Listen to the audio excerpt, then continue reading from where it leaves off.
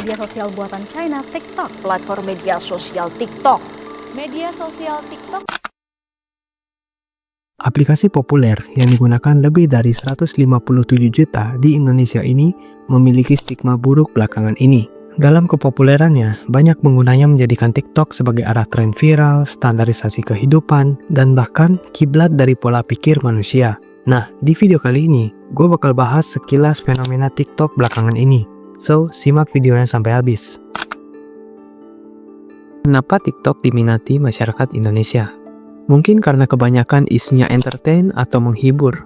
Nah, penonton Indonesia itu biasanya demen banget nih sama video-video yang menghibur. Apalagi berdurasi singkat, yang rata-rata cuma 15-60 detik. Menurut gue nggak salah, karena orang-orang nyari hiburan saat mengisi waktu istirahat kerja buat scroll TikTok. Apalagi untuk mencari tutorial di aplikasi tersebut dengan durasi 15-60 detik dan informasinya itu to the point. Menurut gue pribadi, itu bagus banget.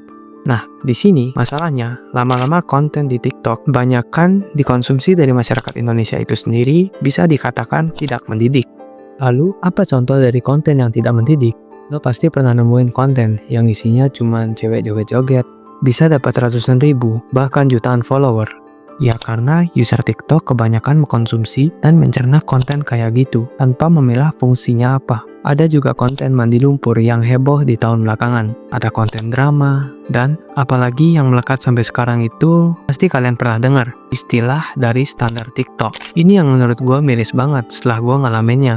Yang dimana informasi itu bisa mengubah paradigma atau kerangka berpikir seseorang menjadi di luar nalar tanpa evaluasi diri terlebih dahulu. Yang efeknya menyebabkan pikiran seseorang buat berekspektasi tinggi. Gue contohnya saat itu, sempat beberapa bulan menjadi penikmat dan gue mikir awalnya ya udah aja. Yang nggak gue sadari, lama-lama secara nggak langsung gue berekspektasi tinggi buat standar hidup gue tanpa evaluasi diri lebih dulu. Oke, gue balik lagi ke kata hiburan. Mungkin dari kebanyakan followers mereka yang menganggap itu hiburan. Ya oke, itu hiburan mereka dan gue gak nyalahin juga. Dan sampai sekarang pun gue masih main TikTok buat nyari tutorial editing, rekomendasi film, dan yang lainnya. Fine menurut gue. Selama lo masih membatasi penggunaan dan memilah konten di TikTok. Yang jadi masalah adalah standar hidup lo jangan sampai disetir sama FYP TikTok. Lalu, apa penyebab konten gak mendidik itu FYP? Nah, lalu kita lihat di sisi yang lainnya. Salah satu penyebab konten gak mendidik itu menyebar begitu cepat adalah algoritma aplikasi itu sendiri. Algoritma tersebut yang bikin hampir semua kreator berpeluang buat FYP dan viral. Coba lo bayangin, akun baru tanpa followers dan gak tahu itu orang siapa, videonya bisa dilihat ribuan, bahkan jutaan orang. Dan bisa aja konten yang disebarkan itu konten hoax. Atau lebih parahnya, konten tersebut disebar dan mengubah sudut pandang lo menjadi lebih buruk. Nah, terus siapa yang salah kalau kayak gini? Apakah pengguna? Apakah kreator? Apakah algoritma TikTok itu sendiri? Nggak juga.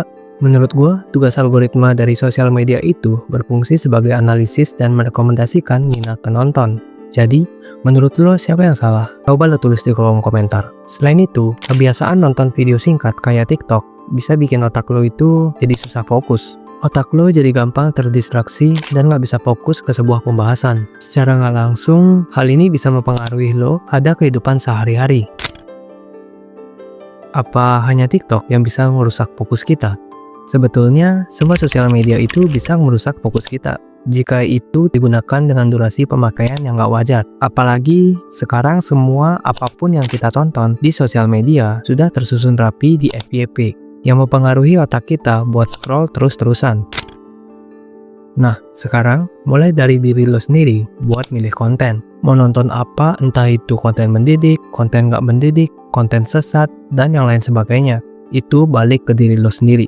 Oke, itu tadi pembahasan singkat soal aplikasi TikTok. Kalau lo ada kritik dan saran, bisa lo tulis di kolom komentar.